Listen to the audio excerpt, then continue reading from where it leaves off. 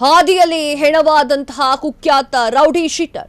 ಯುಗಾದಿಯಿಂದಲೇ ಹಣವಾಗಿರುವಂತಹ ಕುಖ್ಯಾತಿ ಗುಂಡ ಎಣ್ಣೆ ಪಾರ್ಟಿ ಮಾಡ್ತಿದ್ದಾಗಲೇ ಕೊಚ್ಚಿದಂತಹ ಹಂತಕ 12ಕ್ಕೂ ಹೆಚ್ಚು ಪ್ರಕರಣದಲ್ಲಿ ಭಾಗಿಯಾಗಿದ್ದಂತಹ ಹಂತಕನ ಹತ್ಯೆ. ಹವಾ ಮೇಂಟೈನ್ ಮಾಡಿಕೊಂಡು ಓಡಾಡ್ತಿದ್ದಂತಹ rowdy sheeter,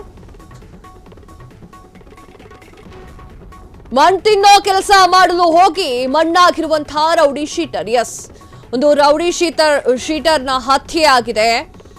Ugadi ಹಬ್ಬದಿಂದಲೇ ಹೆಣವಾಗಿ ಬಿದ್ದಿದ್ದಾನೆ rowdy sheeter ಗುಂಡ. 12ಕ್ಕೂ ಹೆಚ್ಚು ಪ್ರಕರಣದಲ್ಲಿ ಭಾಗಿಯಾಗಿದ್ದಂತಹ ರೌಡಿ ಶೀಟರ್ ಈತ ಸಖತ್ತಾಗಿ ಹವಾವನ್ನ ಮಡಗಿದ್ದ. ರೌಡಿ ಶೀಟರ್ ಮಂಜ ಅಲಿಯಾಸ್ ನೇಪಾಳಿ ಮಂಜನ ಕೊಲೆ.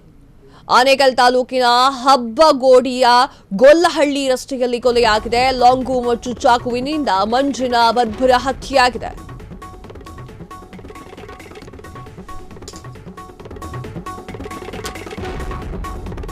ಹಳೆ ವೈಷಮ್ಯಕ್ಕೆ ಕೊಲೆ ಮಾಡಿರುವ ಶಂಕೆ ಎದುರಾಗಿದೆ.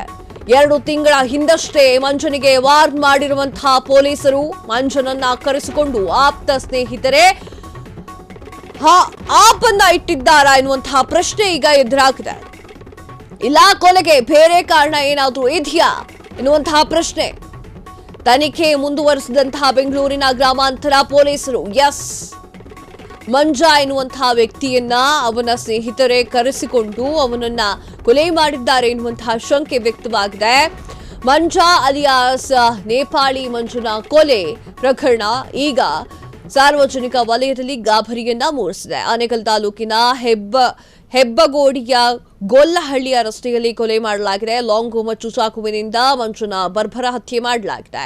ಹಳೆಯ ವೈಷಮ್ಯಕ್ಕೆ ಕೊಲೆ ಮಾಡಿರುವುದಾಗಿ ಶಂಕೆ ಕೂಡ ವ್ಯಕ್ತವಾಗ್ತಾ ಇದೆ. 2 ತಿಂಗಳಷ್ಟೇ ಹಿಂದಷ್ಟೇ ಮಂಜಂಗೆ ವಾರ್ನಿಂಗ್ ಕೂಡ ಮಾಡಿದ್ರು ಪೊಲೀಸರು. ಮಂಜನನ್ನ ಕರೆಸಿಕೊಂಡು ಅವನ ಆಪ್ತ ಸ್ನೇಹಿತರೆ ಆತನನ್ನ ಮುಗಿಸುವಂತಹ ಯತ್ನ ಮಾಡಿದ್ದಾರೆ ಅಥವಾ ಮುಗಿಸಿದ್ದಾರೆ ಎನ್ನುವಂತಹ ಪ್ರಶ್ನೆ ಈಗ ಎತ್ತಿದೆ.